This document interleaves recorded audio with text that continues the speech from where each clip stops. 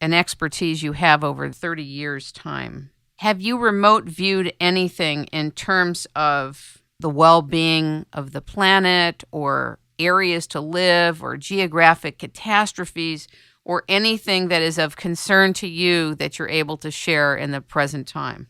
Nothing of the global concern. I'm a remote viewing teacher rather than a remote viewer.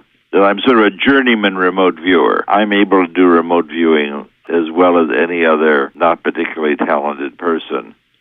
When I was leaving SRI, I knew I was going to stop working there because it had become so classified. I visualized what it looked like. I asked myself a question.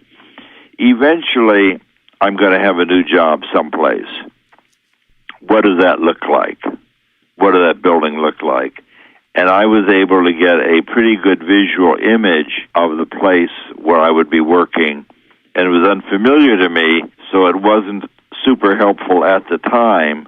But when I went for an interview to Lockheed, I instantly recognized that this was the building of my dreams, and I felt confident that this was going to work out because I had already seen that building in answer to my question, where would I be working? Now, when you trained others in remote viewing, even to this day, do you recommend that they actually build their own Faraday cage or... No, Faraday cage is not necessary. Many years ago, Andrija Puharich, who's a physician, early ESP researcher, used a Faraday cage because he had the idea that people would do better in a Faraday cage if you shielded out electromagnetic interference, and that worked for him.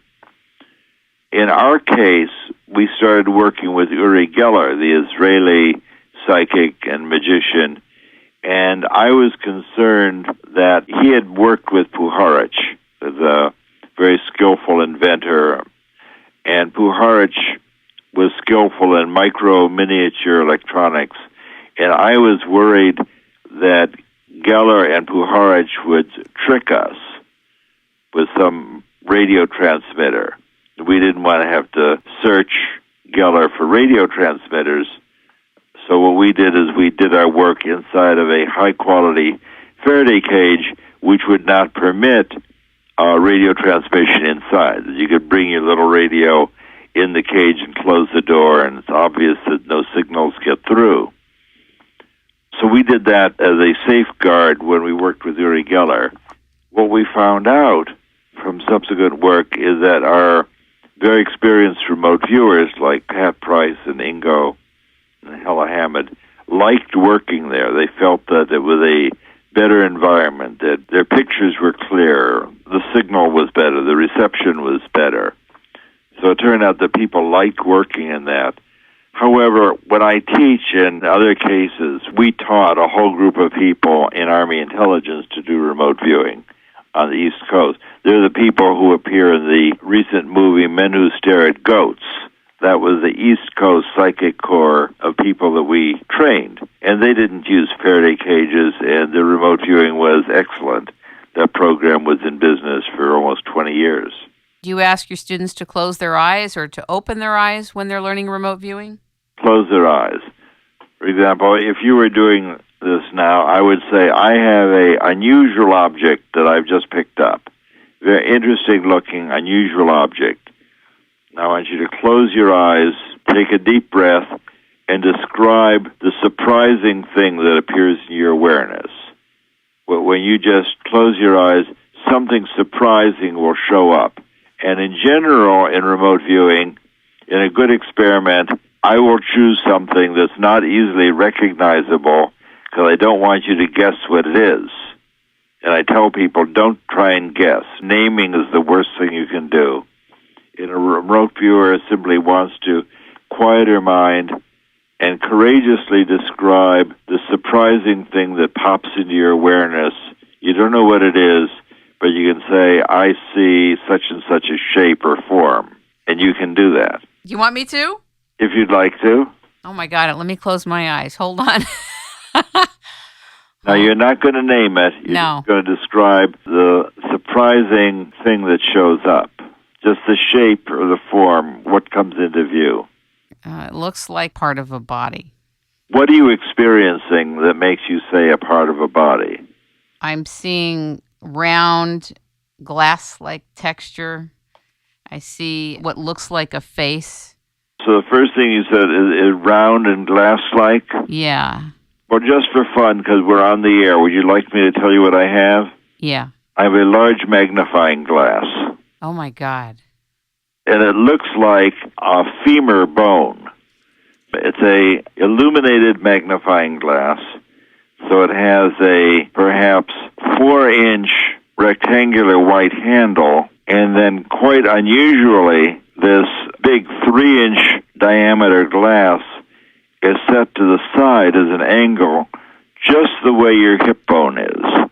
Wow. So you've got a round hip bone that's offset from the femur that's connected to that hip bone. Does that make sense? You know what I'm talking about? Yeah. The ball on the top of your hip bone Yes. is not right on top. It's offset.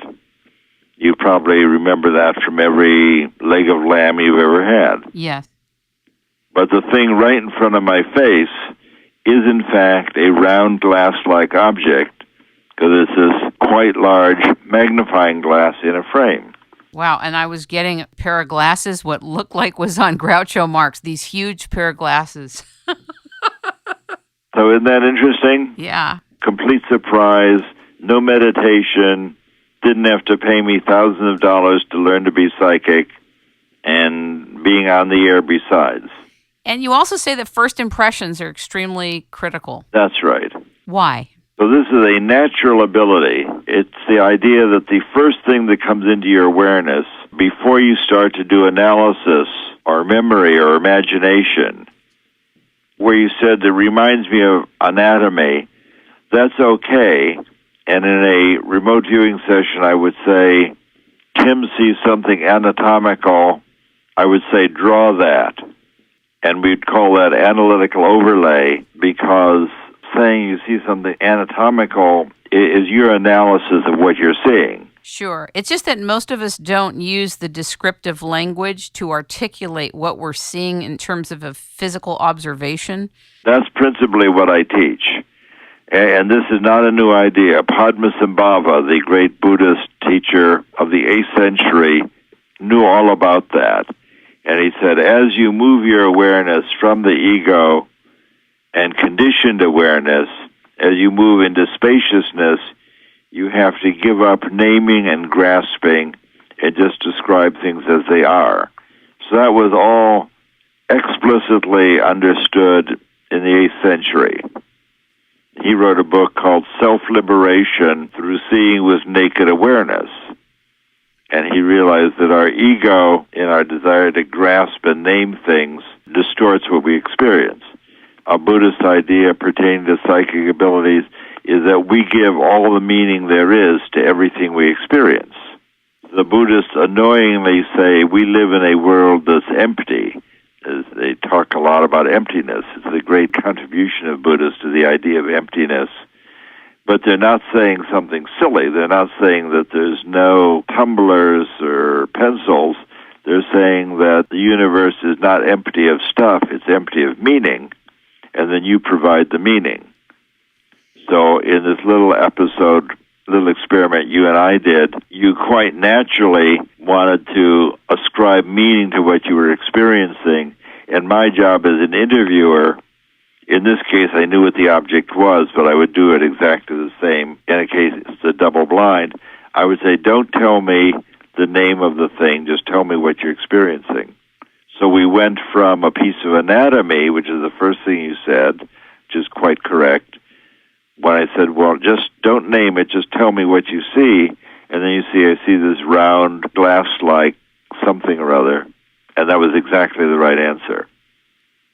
I think it's like anything. Wasn't that easy? Yeah, it's shockingly accessible. This is the marvel of this work. It's shockingly accessible. Yes. Well, that's why it's fun to teach it. I mean, it's no fun to teach something that people can't do. I used to do magic as a teenager. Now I have a chance to do genuine magic without fooling people. I will have an object in a bag, and at some point I'll tell people, I have brought something for you, and I want you to describe what I've brought. And, of course, this is, again,